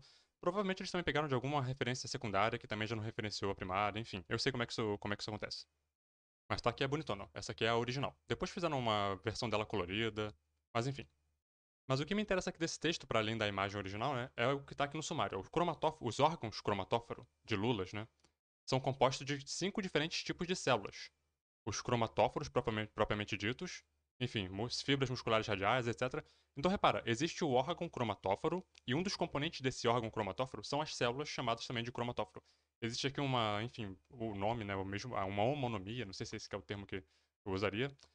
Isso poderia gerar então uma confusão para aqueles participantes da UBB que leram esse artigo aqui, estariam super confusos, né, com essa, enfim, com essa nomenclatura, enfim. Resumindo, uma vez que o órgão e as células são homônimas, eles tinham duas alternativas, anular a questão ou aceitar as duas respostas. Eles aceitaram as duas respostas e agora tá todo mundo feliz. Agora, a parte mais engraçada é que no gabarito eles colocam assim: a questão 29 também foi considerada a alternativa C por apresentar conceitos corretos que são apresentados na biologia do ensino médio. Sim, porque esse assunto é super discutido no ensino médio, né? O pessoal fica lá horas e horas discutindo cromatóforos, enfim. Sobretudo com foco nessa coisa da homonomia, né, entre o órgão e as células. Certamente isso aqui é super ensino médio. Questão 30 diz que células recebem mensagens ou ordens, e para isso é necessária a existência de receptores que vão receber hormônios, que são os mensageiros, aqueles que vão trazer a mensagem, né? Enfim, as células que recebem esse hormônio são as células-alvo, onde os hormônios vão gerar ali, né, produzir ali um efeito que vai gerar um efeito fisiológico. Os receptores podem ser encontrados na membrana plasmática ou no interior das células-alvo. Eles citaram aqui um livro de fisiologia que eu não consegui encontrar ele em PDF para download. Ele está disponível, né, na internet para compra. Como eu nunca não testei, não sei dizer se é bom ou ruim, mas a OBB usou como referência aqui da questão. Se te interessar, deve ter algum site aí no Google que você encontra ele para comprar. Por hora eu fico com meu bom e velho Gitton Hall. A partir dos seus conhecimentos sobre o sistema endócrino, assinale a alternativa correta. Letra C, os hormônios lipossolúveis que se dissolvem, né, que se misturam com gordura. Esses hormônios têm seus receptores no interior das células, pois conseguem atravessar com facilidade a membrana plasmática. A membrana celular é uma bicamada fosfolipídica e materiais hidrofílicos têm dificuldade de atravessar essa membrana, né? Agora, os hidrofóbicos, ou lipofílicos, lipossolúveis, etc., conseguem atravessar a membrana, mesmo sem auxílio de proteínas carreadoras. Capítulo 74 do Gitton Hall, Introdução à Endocrinologia, tem aqui esse quadrinho aqui. 3 classes gerais de hormônios. Proteínas e polipeptídeos, hormônios secretados pela hipófise, né? Tem ali paratormônio, por exemplo. Insulina, glucagon. Temos os esteroides, secretados pelo córtex da adrenal. Então, exemplo aqui, cortisol, aldosterona, testosterona, estrogênio, progesterona. E os derivados de aminoácido tirosina, secretados pela tireoide, tiroxina, triodotirolina, epinefrina, norepinefrina, etc. Então, olha aqui que conveniente, ó. Como os esteroides são muito lipossolúveis, hormônios de esteroide, né, derivados do colesterol, uma vez sintetizados, eles simplesmente se difundem através da membrana celular e entram no líquido intersticial e depois no sangue. Aqui ele colocou um cenário onde o hormônio foi sintetizado e depois exportado da célula. E aqui um esqueminha mostrando, né, a interação dos hormônios lipofílicos, como os esteroides, por exemplo, com receptores intracelulares. Repara que ele se difunde pela membrana e chega lá dentro e interage com receptores citoplasmáticos, eventualmente ganhando acesso até mesmo ao núcleo, onde ele pode agir diretamente ali no próprio DNA, induzindo ali a expressão de alguns RNAs mensageiros, né, portanto proteínas. 31 está aqui um esquema de um sistema circulatório fechado, a circulação começando ali nas artérias de grande calibre, e seguindo o sangue seguindo em direção ali a vasos cada vez menores, de calibre cada vez menor, até chegar nos capilares e eventualmente voltando de novo, né, com o crescimento ali do calibre dos vasos até chegar novamente em artérias. Esquema que eles tiraram do Campbell, vamos dar uma olhadinha depois no capítulo. Considerando que a velocidade do fluxo sanguíneo é inversamente proporcional à área da seção transversa, qual das alternativas abaixo disserta corretamente sobre as alterações da velocidade que ocorrem? Letra E diz que nos capilares a velocidade do fluxo sanguíneo diminui em resposta ao aumento da área da seção transversal somada de todos os capilares. Sim, porque os capilares individualmente têm um calibre, né, muito pequeno, mas quando você soma a área total transversa dos capilares, ela é maior que a das artérias. Capítulo 42 do Campbell, circulação e troca de gases. Aqui é interessante a diferença de um sistema circulatório aberto, como nos artrópodes, por exemplo, né? Tem ali o coração, tem ali a hemolinfa, meio que se difundindo ali para os tecidos, né? E aqui um sistema fechado, como a gente está acostumado, que é o nosso. E aqui na seção velocidade do fluxo sanguíneo, né? Tem aqui a famosa imagem que eles usaram lá. Repara que a área tem um padrão aqui, né? De variação. E a velocidade ela tem um padrão de variação inversamente proporcional ao da área. Então, conforme a área aumenta, a velocidade diminui, certo? Portanto, é inversamente proporcional. E quem é que está aqui no meio, na maior área e menor velocidade? Os capilares, né? E aqui nos extremos seriam as artérias, que teriam então a menor área. A gente está falando de área transversal, né? A seção, a área de seção transversal. Que é uma média, né? Uma soma que eles fazem de todos os vasos que existem de determinado calibre. Artéria, capilar, veia, etc. A gente nota então que existe esse padrão aqui.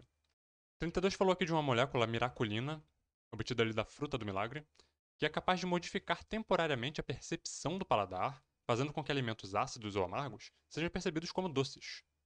Bom, em relação à percepção gustativa, pode-se afirmar que a língua apresenta: letra D, botões gustativos com receptores adaptados para reconhecer os diferentes tipos de gosto, nos quais a miraculina apresenta a capacidade de modificar a forma como os receptores, então ela age nos receptores para a percepção do dulçor, respondem em contato com pH ácido. Então ela age nos receptores, ela não vai alterar pH, não vai alterar nada além disso. Ela vai agir nos receptores, modificando a resposta, portanto, das papilas gustativas. E eu não consegui decidir se essa questão aqui ela é de anatomia, de neurociência ou de fisiologia. Ela tá bem no limiar ali entre essas três disciplinas. Vou colocar como se ela fosse dos três. Eu arrumei uma monografia aqui que fala especificamente sobre isso. Os mecanismos moleculares, a atividade modificadora do sabor, causada pela miraculina, permanecem incertos. Foram publicados experimentos quanto à ação da miraculina, que sugerem fortemente que a miraculina se liga a receptores HT1, etc., receptor do sabor doce humano, como um antagonista em pH neutro, e funcionalmente muda para um agonista em pH ácido. Ou seja, quando a pessoa come uma coisa azeda ou ácida, ela vai sentir o sabor doce porque rola essa mudança aqui na forma como é percebida, né? Como os receptores atuam. Agora, a língua não tem receptores específicos para miraculina, esquece isso não existe. E outra coisa, a miraculina não muda o pH. Quem muda o pH, no caso, é o que você está comendo. Se você come uma coisa ácida, ali vai mudar então a forma de receber, de perceber aquele sabor. 33 falou da ação da adrenalina. Os fãs, quando vão no show de um artista, eles têm ali descargas de adrenalina. Com base nessa descrição, qual das alternativas identifica corretamente as etapas iniciais do processo da natureza química e da natureza química da adrenalina? Letra A adrenalina, que é uma catecolamina, se liga a um receptor de superfície celular. O receptor ativado estimula a produção de CAMP, que é o segundo mensageiro, né? Que por sua vez ativa enzimas responsáveis pela degradação de glucogênio, e esse hormônio é derivado de aminoácidos. Uma tabelinha aqui do Gitton Hall, hormônios que usam o sistema de segundo mensageiro adenililciclase, AMP cíclico, catecolaminas. E aqui o esqueminha, né, do hormônio, por exemplo, a adrenalina, né, ativando aqui lá dentro, né, a adenililciclase, formando ali AMP cíclico, que é aqui o GTP, né, e ali vai ativar então uma resposta celular, provavelmente de alguma enzima, né, enfim. 34 falou que durante o jejum prolongado, o corpo, né, o organismo precisa mobilizar substratos energéticos por vias metabólicas alternativas, especialmente ali para aqueles tecidos que dependem da glicose, né? Nesse cenário, compostos bioquímicos específicos são sintetizados para atender necessidades energéticas de tais tecidos. Com base nesses ajustes, assinale a alternativa correta.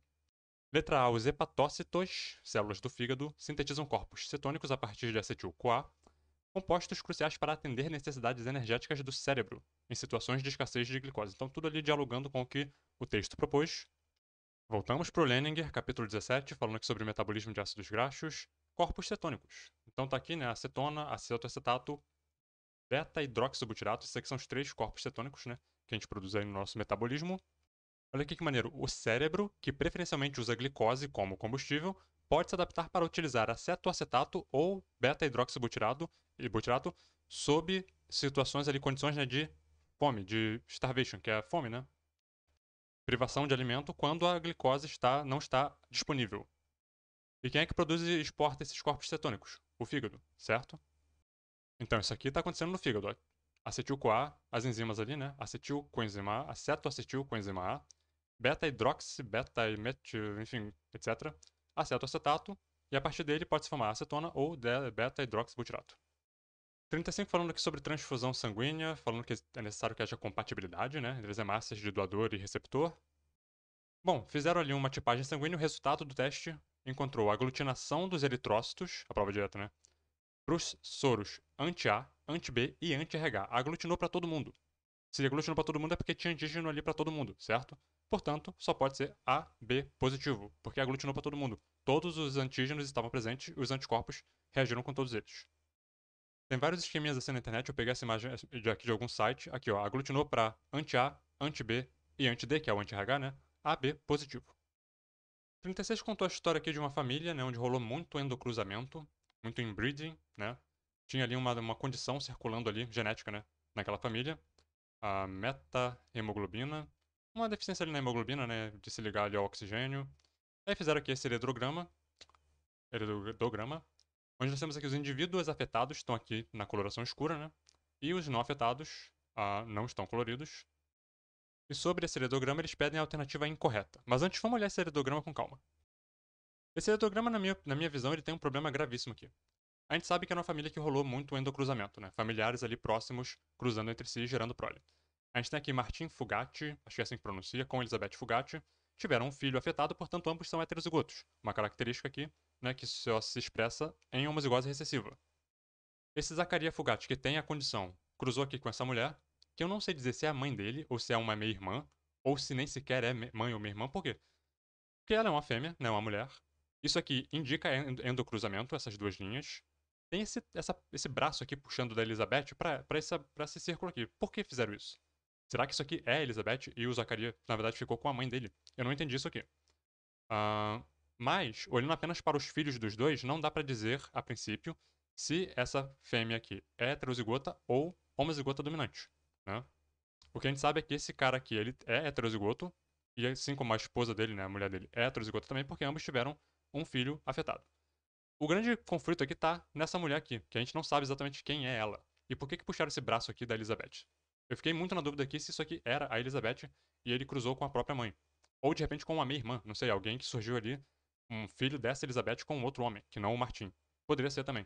De qualquer forma, a gente não sabe dizer se ela é homozigota, dominante ou heterozigota. Se ela for a Elizabeth, ela seria heterozigota.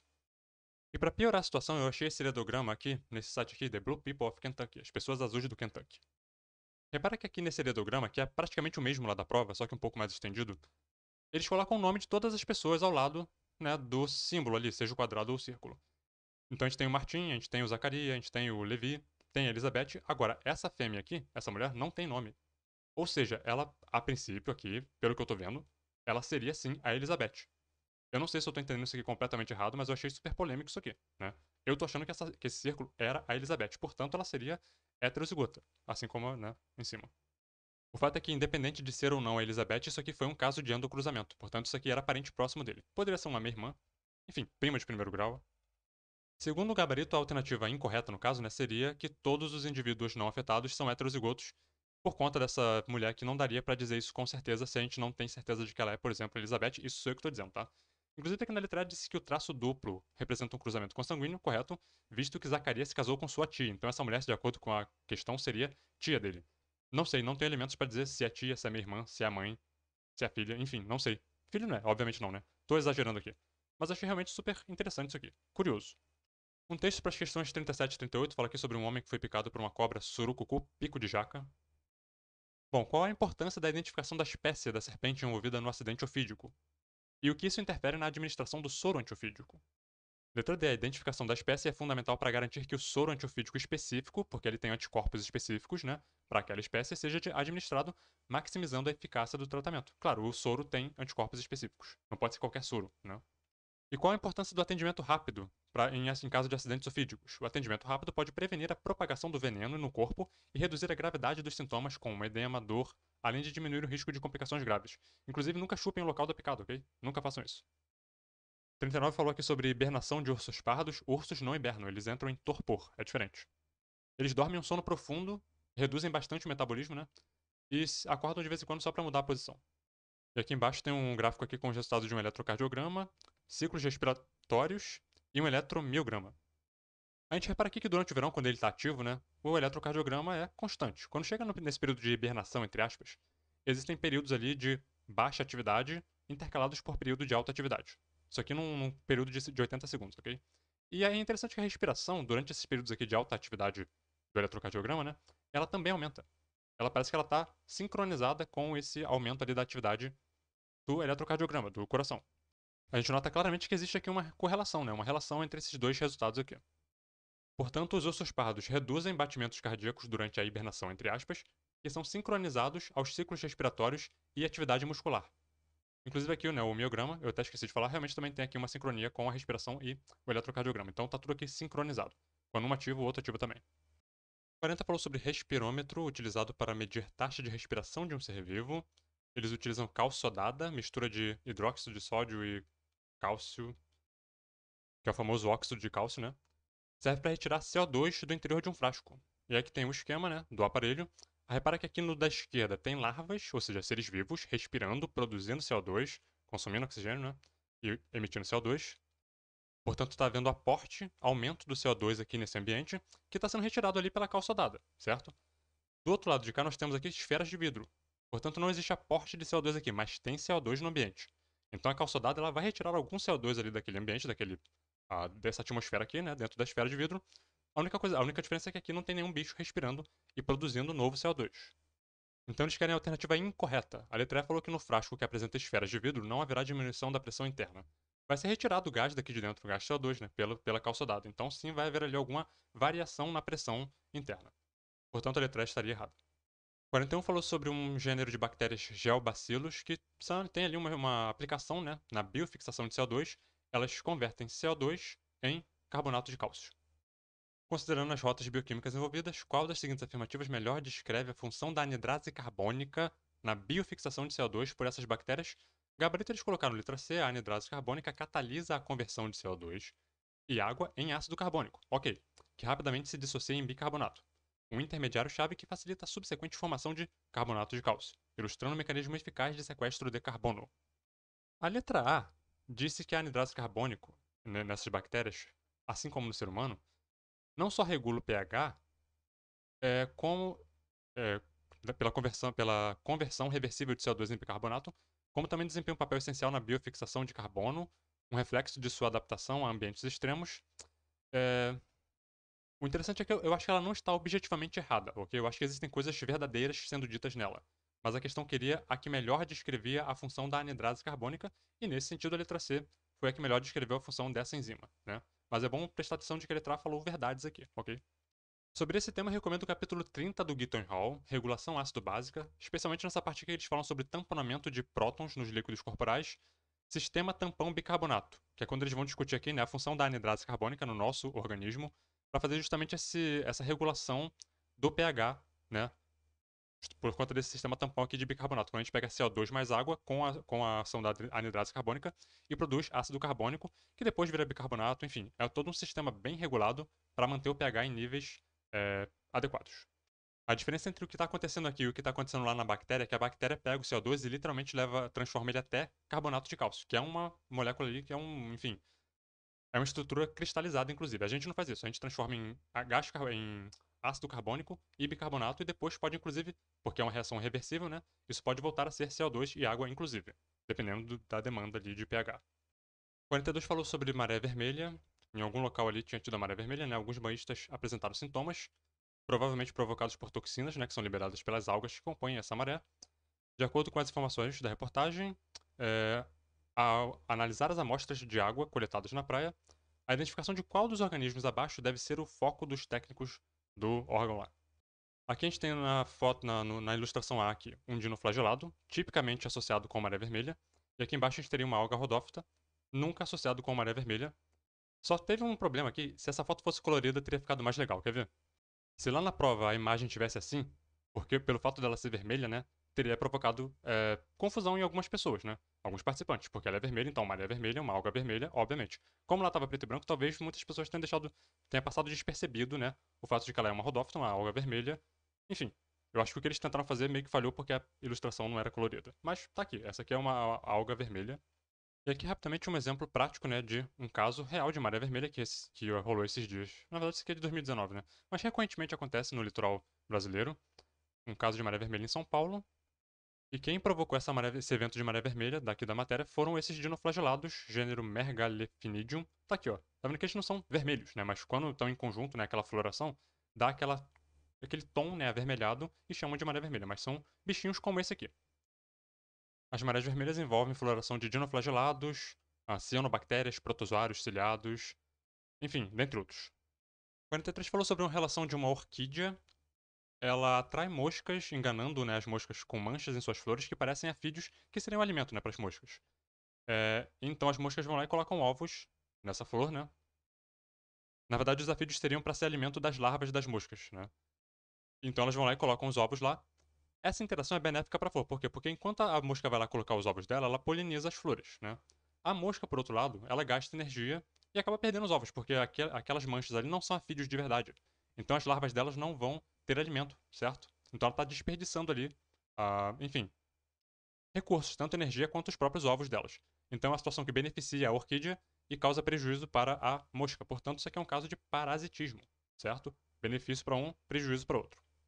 Então, segundo o Google, a orquídea é essa aqui. Aquelas pontinhas ali no meio, suponho, né, seja o que engana as moscas, elas vão ali pensando que são afídeos, né? E na verdade não são. Quando ela pousa ali, acabou. Pousou nessa aqui, pousou em outra, já polinizou, a flor já teve ali a vantagem dela. 44 falando que os desmatamentos na Amazônia não só resultam de perda de biodiversidade, vegetal, animal, né? Mas também aumenta ali o risco de surgimento de novas doenças, né? Especialmente aquelas pelo contato do ser humano com a fauna, que agora vai perdendo o habitat e vai se aproximando do ser humano, vai aumentando né, essa interação de ser humano com esses animais selvagens, e essas zoonoses que estão rolando ali, né? Acabam gerando ali novas epidemias locais, surtos, né? Considerando esse cenário, os desafios associados à prevenção de pandemias futuras, qual das seguintes estratégias seria mais eficiente e economicamente viável para mitigar o risco apresentado pela doença X, etc. Letra D falou o seguinte: a implementação de políticas rigorosas de conservação ambiental, para evitar desmatamento, né? Protegendo habitats, reduzindo, no caso, o contato ali do ser humano com os animais, porque os animais não estariam então perdendo o habitat deles, certo? Diminuindo assim a probabilidade de espalhar novos patógenos, portanto, políticas rigorosas. A letra C falou sobre programas de educação comunitária, que entraria aqui na coisa do economicamente né, viável. Só que qual que é o problema? A letra C ela foca na prevenção do contato direto com animais, sobre riscos né, de doenças zoonóticas, focando apenas na prevenção da doença. Ela não fala sobre, no caso ali, a diminuição né, do desmatamento. Que o texto colocou aqui dois problemas: o desmatamento né, e as doenças. A C, embora ela seja economicamente viável, e aparentemente seria, né, teria ali sua utilidade, mas ela foca muito na coisa da prevenção do contato né, com os animais e esquece um pouco do desmatamento. A D foi a mais completa. Ela falou de desmatamento e falou da redução do contato do ser humano com os animais, etc. Então a letra D foi realmente a melhor. 45 falou sobre uma área que sofreu perturbação, é que a gente está pensando agora em sucessão ecológica, né? E depois dessa perturbação, espécies vão começar a chegar e colonizar aquele ambiente. Dois tipos aqui, duas estratégias né, de vida. A primeira espécie exibir um padrão de rápida ocupação, gerando muitos descendentes de pequeno porte que se espalham pelo ambiente. Tipicamente espécies estrategistas R. A segunda, que surgiu em uma fase posterior, apresentou um padrão de reprodução mais contido, sementes de maior investimento energético, germinação seletiva, e estrategista K. Portanto, letra E, a primeira espécie se enquadra no perfil de estrategista R, comum em locais de recolonização rápida, e a segunda, estrategista K, típica de contextos onde a competição se intensifica. R são boas colonizadoras, K são boas competidoras. 46. Existem evidências de que organelas como cloroplastos e mitocôndrias originam né, de procariontes que foram incorporados nas células eucariontes, que é a teoria da endossimbiose. Né? Assinale a alternativa que lista algumas dessas evidências. A gente tem aqui na letra D. Tanto mitocôndrias quanto cloroplastos possuem DNA circular, típico de procariontes, né? E ribossomos similares aos de bactérias, famoso 70S. Se você está se preparando para a fase 2B e você não sabe isso aqui, sinal vermelho, tá? Estuda isso aqui. Ribossomos de procariontes, duas subunidades, 50S e 30S, totalizando 70S. Ribossomos de eucariontes, 80S, né? Duas subunidades, 60 e 40. Isso aqui é, assim, isso aqui, pode ter uma questão disso aqui, errar isso aqui não dá pra errar isso aqui, juro. Isso aqui é básico, tá? Portanto, os ribossomos de mitocôndrias e cloroplastos são 70S típicos de procariontes. Só para corrigir, os ribossomos das mitocôndrias de mamíferos não são exatamente 70S, ok? Elas são similares às das bactérias, certamente são menores, são diferentes dos eucariontes, né? Mas elas são aqui 55S, sabe? Tem alguma diferençazinha entre delas e o da bactéria, mas são mais similares, são mais próximos das bactérias do que dos eucariontes. Então, assim, só para deixar claro aqui que não é exatamente igual às das bactérias, mas assim, genericamente falando, a gente colocaria como mais próximo das bactérias do que do nosso. 47. Após um desastre climático severo, o número de uma população de lagartos em uma ilha sofreu uma redução acentuada. Isso aqui é tipo de questão de evolução, quando fala de deriva genética, né? O efeito gargalo de garrafa, bottleneck effect, quando uma população é reduzida a um número muito pequeno de indivíduos. Antes do desastre, os alelos azão e azinho estavam distribuídos igualmente na população. Posteriormente, né, observou-se ali, na ausência de alterações ambientais significativas para eliminar a seleção natural, né, que pudesse favorecer né, alguma dessas características, indicaram ali que houve um aumento na frequência do azinho. Então, se você não tinha características ambientais selecionando, porque esse aumento se deu apenas em virtude da deriva, do acaso, né, do evento ali do desastre que ele levou, né, apenas ou mais indivíduos com alelo azinho a sobreviver do que indivíduos que tinham o azão. Isso é a deriva genética. Repara que ele colocou aqui um sistema quase Hardt-Weinberg, né? Não tinha migração, né? Não tinha fluxo gênico, não tinha não tinha seleção, que é para dizer o seguinte, foi deriva. Então, considerando esse cenário, qual das alternativas melhor explica a alteração? Letra C. Modificações nas frequências alélicas devido a processos aleatórios de deriva genética, refletindo a influência da deriva genética em uma população drasticamente reduzida. Aí o efeito bottleneck, gargalo de garrafa, dá uma estudada nisso porque é um assunto importante da evolução. 48 vai dar pra gente aqui um cladograma com relações ali, né? Um grupo dos sinodontes sustentados por homologias, né? Aqui a gente tem então répteis semelhantes a mamíferos, terapsídeos, térios, enfim, todos esses grupos aqui, tudo isso aqui formaria um clado monofilético, né? Mas se a gente pegasse um desses grupos aqui, por exemplo, sinodontes, e separasse, a gente estaria criando um grupo parafilético. Por quê? Porque sinodontes eles têm um ancestral comum deles, certamente. Agora, esse ancestral não seria exclusivo deles. A gente estaria excluindo parte da história evolutiva desse grupo aqui que forma um todo, né? Quando você pega apenas uma parte do grupo e exclui outras, você cria um grupo parafilético. Tirado do Puff, no capítulo 24, diversidade dos mamíferos, dos sinapsídeos não mamíferos. Aqui a gente tem então esse grupo todo aqui, forma o que a gente chama então de clado sinapsida. Todos esses grupos, todos esses indivíduos, todos esses grupos aqui. Aqui na ponta a gente tem téria, né? Aqui a gente tem os eutérios, que são os que tem placenta, né? Tem aqui os marsupiais, que são metatérios. Tudo isso aqui é mamífero, até aqui monotremados, mamífero, né? Monotremados é aqueles estranhos que botam ovos, né? Enfim. Repara que aqui, antes de sinodontes aqui no meio, surge aqui uma novidade, ó. Fossa dentária mesatérica, é, palato secundário ósseo completo, dente pós-canino multicúspide, sei lá o que é isso. Redução de costelas, de lombares, enfim, são características que surgem aqui antes de sinodontes e que depois acabam sendo compartilhadas por muitos grupos. Talvez alguns grupos possam perder uma ou outra, né? Porque deriva. Mas enfim, se você pega os sinodontes e tira eles e ignora, né, parte disso aqui, você está criando um grupo parafilético. Agora, você poderia pegar de sinodontes para cá e criar um grupo monofilético com base nessas características aqui. Porque aí sim seria uma característica ancestral que todos eles compartilham, mas ninguém aqui para trás compartilha. Então, você pode pegar sinodontes, incluindo todo mundo aqui para frente, e você conseguiria criar um grupo monofilético, mesmo excluindo esses aqui de trás. Desde que você inclua cada um dos grupos aqui para frente. 49. Considerando que as classificações atuais dos seres vivos procuram refletir relacionamento evolutivo e que as semelhanças podem ser atribuídas à herança a partir de um ancestral comum, como também pressões ambientais, avalie em verdadeiro ou falso as próximas as frases.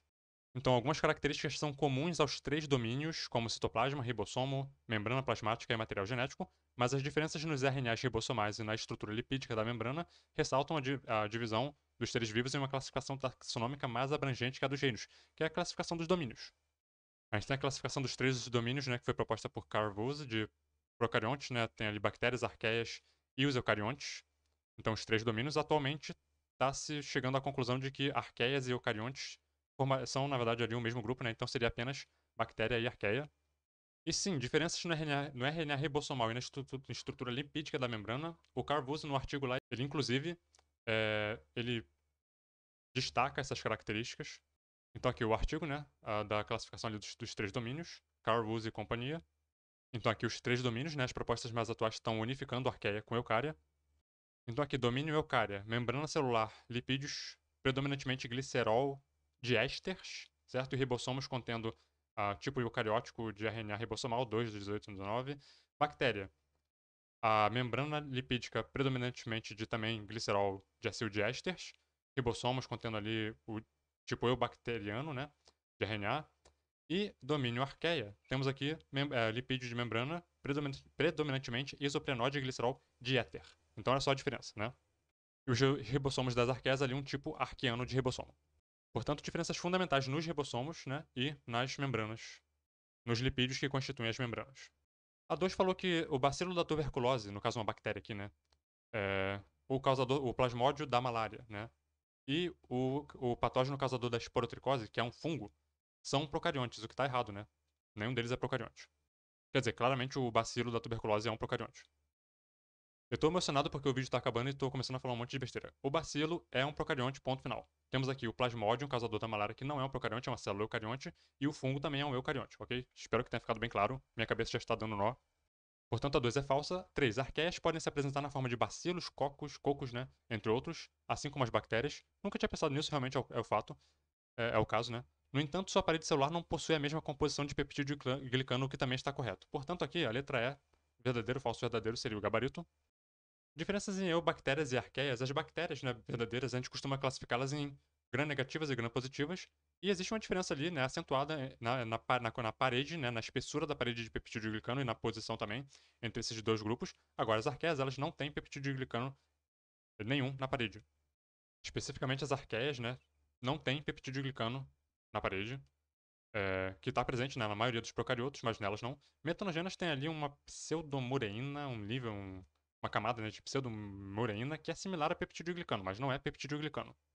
Questão 50 de etologia, falando sobre comportamento animal, falando sobre comportamento inato e aprendido, né? O comportamento inato, segundo a classificação, a definição que eles deram aqui, geneticamente determinado em um organismo e pode ser apresentado em resposta a um sinal sem que haja experiência prévia. Então, assim, tudo aquilo que é meio que instintivo, né? O animal faz e ele nunca viu ninguém fazer, não tem nenhuma experiência com aquilo, ele faz porque, sim, ponto final. Ele já tem uma pré-programação evolutiva, né, para apresentar aquele comportamento. Por exemplo, o bebê chora. Quem ensinou o bebê a chorar? Ninguém. Ele chora. E evolutivamente, os bebês que choram, né, quem chora, quem não chora não mama, os bebês que choram têm uma vantagem, se alimentam melhor. E, enfim, comportamento aprendido é aquele que um organismo desenvolve como resultado da experiência. Então é aquele que você, muitas vezes, tentativa e erro, sabe? Você tenta uma coisa, aí vai ajustando, vai fazendo, né? Às vezes um animal vê o outro fazendo uma coisa, né? Por exemplo, o canto de algumas aves, né? Elas cantam de acordo com quem está cantando em volta delas. Elas vão ajustando o canto dela, a vocalização, né? Ao que tem em torno dela. Então, assim, comportamentos aprendidos. Então, o ovo de uma fêmea de ganso rola para fora do seu ninho e é perdido de vista. Mas a fêmea avista um objeto semelhante ao seu ovo, perto do ninho, né? E com a cabeça ela vai rolando ali, né? Empurrando o objeto para dentro do ninho. Ela tinha uma coisinha branca redondinha ali no ninho dela e ela sabe que aquilo é importante, ela não sabe por quê, mas ela sabe que é importante, e uma hora aquilo some. Ela olha pro lado e vê uma coisa parecida com aquilo. O instinto dela é colocar aquela coisa parecida para dentro do ninho, porque ela interpreta aquilo como sendo uma coisa importante. É um comportamento inato, ela não sabe o que ela tá fazendo. Se ela soubesse, ela não colocaria aquela pedra, aquela coisa aleatória para dentro do ninho dela só porque parece com um ovo. Mas repara que gansas, né, que pegam o ovo de verdade, que de repente rolou para fora do ninho e coloca para dentro do ninho, tem uma vantagem. Então é um comportamento inato que tem uma função, um valor evolutivo. Um rato veadeiro e um coelho, criados em ambiente cujo chão era de cimento, ao mudarem de espaço, agora com exposição a terra e areia, começaram a cavar o chão. Então eles estavam lá no concreto duro, né? E não cavavam, óbvio, porque se tentassem iam machucar a mão, porque o concreto é duro, né? O cimento. Quando coloca ele numa superfície fofinha, a primeira coisa que eles fazem é começar a cavar. Comportamento inato, né? Eles não sabem o que eles estão fazendo, eles só sabem que eles têm que fazer aquilo. Agora, a 3 fala sobre um experimento aqui com chimpanzés, que coloca ali uma banana num lugar alto, né? E eles começam a pegar caixas e empilhar para criar tipo uma escadinha e alcançar a banana num lugar alto. Isso aqui é tentativa e erro, isso aqui é uma coisa inclusive até social, né? Eles vão ensinando um pro outro, um olha o outro fazendo e aprende. Eles usam uma ferramenta para fazer uma função. Aquilo ali é comportamento aprendido, experiência prévia, né? 4. Mandarins são aptos geneticamente para vocalizar, mas o som a ser emitido é dependente da sua experiência anterior com aves mais velhas de sua espécie. Aquilo que eu falei ainda agora, né? A ave, ela ouve o que tem em volta dela e ela vai ajustando a vocalização dela para ser sintonizada com aquilo que tem em volta dela, né? Etc. Aqui o gabarito seria C, A3 é um comportamento aprendido, sim, A mas A4 também é. Sim, só que você tinha que fazer eliminações aqui, né? Ele sempre vai colocar alguma errada. Por exemplo, a A falou que A1 é um comportamento inato, ok, o ganso, né? E assim como a 3, não, a 3 é aprendido, não é inato. Entendeu? Sempre ia ter algum aqui que ia tornar a alternativa incorreta.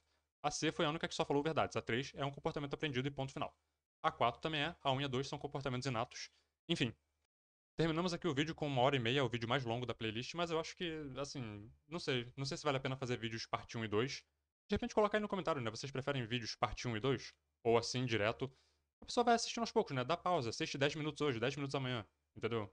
E vai assistindo o vídeo aos poucos, não precisa assim. Eu não gosto muito de ficar dividindo, né? Eu dividia antigamente quando era provas de 120 questões, porque realmente 2 vídeos com 60 questões cada um até já era muita coisa. Imagina fazer um com 120 questões, né? Mas agora, esse aqui de 50 questões, enfim, avalio que dá pra fazer de uma vez só.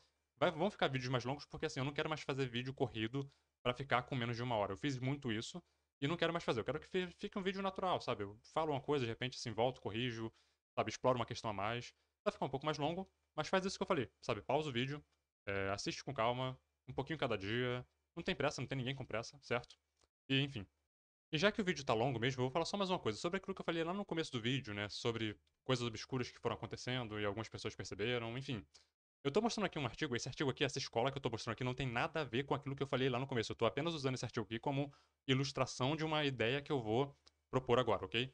Esse artigo aqui ele fala sobre a divulgação do desempenho dos alunos de um colégio bom, né, um colégio militar de Salvador, em Olimpíadas Científicas como forma de reforçar sua imagem institucional.